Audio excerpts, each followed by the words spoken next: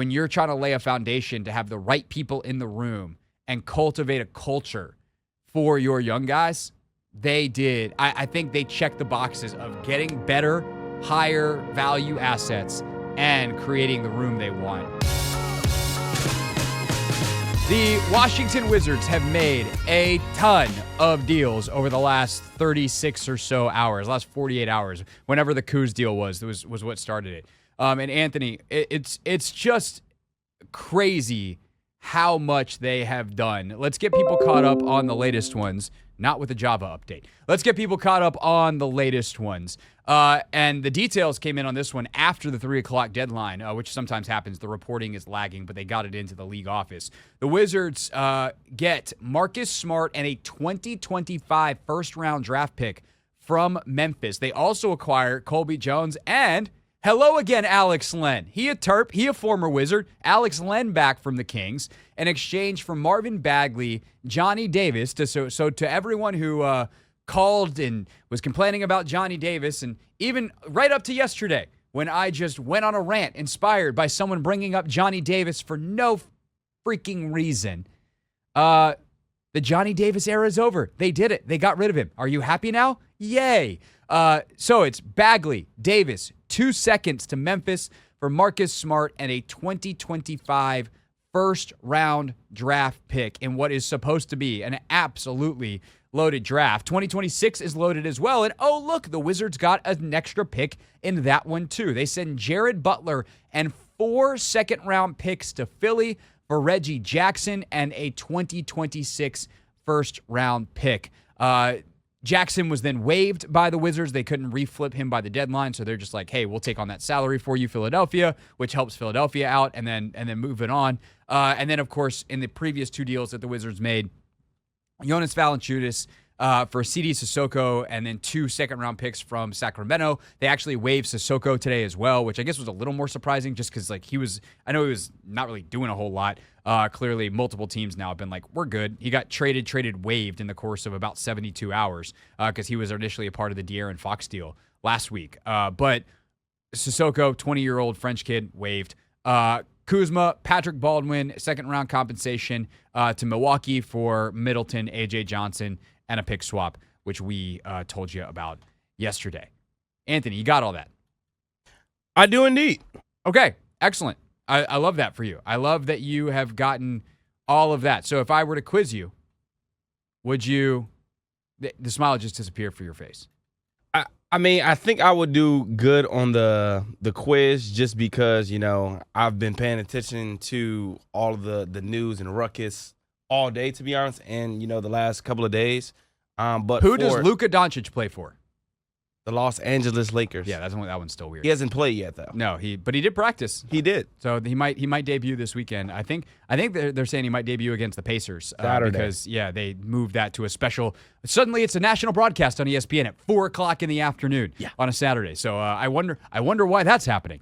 But on the Wizards side of it, I mean, they did an unbelievable job of flipping stuff, and I will say it's very weird. Like, one thing that's super weird about the NBA in terms of some of these trades is, like, how do you get a first-round pick for Marvin Bagley, Johnny Davis in 4 seconds, and you don't get a first-rounder technically for Kyle Kuzma?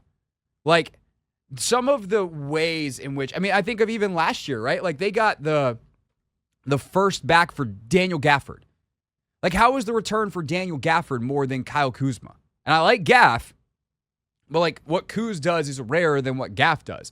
But that's the thing, is, like, when you start to talk about contracts, when you start to talk about age of players, how many years are remaining, the cost per year, like, all these things go into it.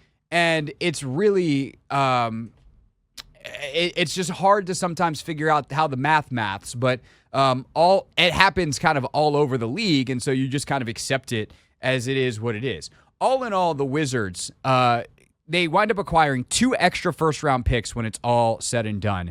They also get Chris Middleton, A.J. Johnson, Marcus Smart, Alex Len, Colby Jones in terms of players. They also got Jackson and Sissoko, who they waived, and they send out Valanciunas, Kuzma, Baldwin, Butler, Bagley, Davis, and I actually think we have on our full-screen graphic on YouTube, we have 5. I actually think it wound up being 6, but also it might wind up only being like 4 because we're not really sure of the second round picks. Were 2 of the ones that went out, those 2 Sacramento picks that went in. So a lot of second round picks. But it also shows why you do that, right? Why you acquire all those seconds is so that eventually you can flip them for a first. Yeah, sure, you want 4 second rounders? Okay, we've got like 18 of them. But that extra first in a 2025 and 2026 draft, not only, Anthony, does it give them potentially an extra player, but let's say they don't win the lottery, right? Which would suck. Let's say that they lose the Cooper Flag sweepstakes, but they wind up picking 3rd. But they really want to get up to 2nd. Okay, my 2 firsts for your 2. For at 3 and, or God forbid, they're at 4 or 5. 5 and 18 or 22 or whatever that other first is, or the 2026 first to get up to 2. Now you've got maneuverability. If you need to include a couple extra seconds, like you do it. This is why you do this. You want to give yourself as much maneuverability as possible. And that doesn't even get into the players here, which, again, if they're thinking veterans, they're talking about cultural deposits. Who are guys that you want as leaders in your locker room to set the example for the young guys? We talked yesterday about Chris Middleton and what he could be for some of these wing players, guys like Keyshawn George, to say, hey, man, I was a G Leaguer, and I'm now playing in year 12. I've been a 3-time All-Star. This is how I did it. This is how I go about my business. Bro, Marcus Smart for a guy like Bub Carrington, those are 2 dudes cut from the same cloth. I've followed Marcus closely since he was at Oklahoma State. He was a Dallas kid. I knew his high school coach a little bit, did a couple of events, like a camp for him back when I was working in Dallas and was younger in my career.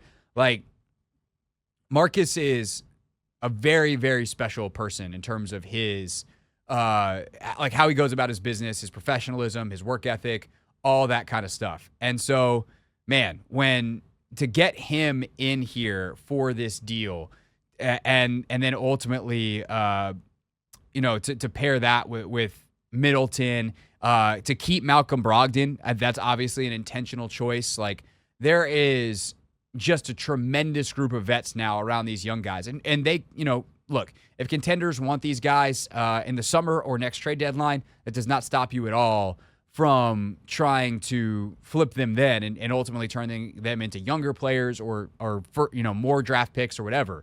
But when you're trying to lay a foundation to have the right people in the room and cultivate a culture for your young guys, they did. I think they checked the boxes of getting better, higher value assets and creating the room they want. And in all, I have that as a successful trade deadline. And I feel way better about it today even than I did yesterday when they were clearly just getting started over at the Wizards facility. Hey, this is DA, and you're listening to The Hoffman Show on the Team 980 and the Odyssey app.